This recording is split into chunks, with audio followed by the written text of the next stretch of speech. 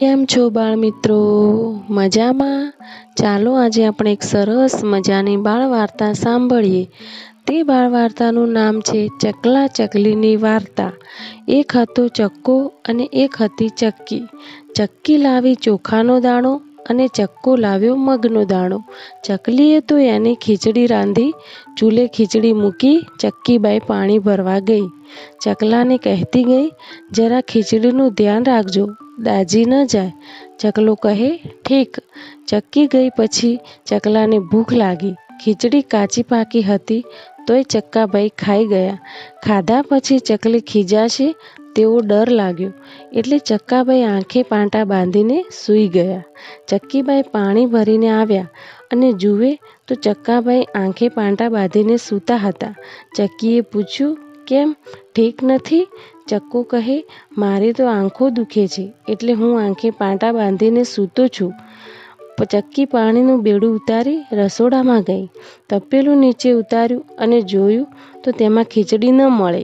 ચક્કી કહે, ચક્કારાણા, ઓ ચક્કારાણા, આ ખીચડી કોણ ખાઈ ગયું? ચક્કી કહે, મને તો કંઈ ખબર નથી. રાજાનો કૂતરો આવ્યો હતો તે ખાઈ ગયો હશે. ચકલી તો ગઈ રાજાની પાસે ફરિયાદ કરવા. જઈને કહે, રાજાજી, ઓ રાજાજી, તમારો કાળિયો કૂતરો મારી ખીચડી ખાઈ ગયો. રાજા કહે, બોલાવો કાળિયા કૂતરાને, ચકલીની ખીચડી કેમ ખાઈ ગયું? કૂતરો કહે, મેં ચકલીની ખીચડી ખાધી નથી. એ તો ચક્કાએ ખાધી હશે અને તે ખોટું બોલતો હશે. ચક્કો આવ્યો ને કહે, મેં ખીચડી નથી ખાધી, કૂતરાએ ખાધી હશે.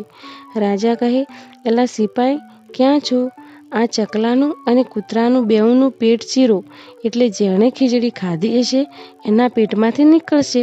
કૂતરો કહે, ભલે, ચીરો મારું પેટ, ખાધી હશે તો નીકળશે ને. પણ ચકલો તો બી ગયો. ખીચડી તો એણે જ ખાધી હતી.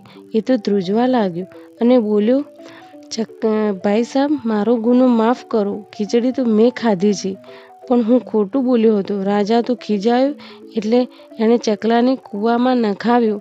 ચકલી તો કૂવા પર બેઠી બેઠી રોવા માંડી. ત્યાં ગાયોનો ગોવાળ નીકળ્યો.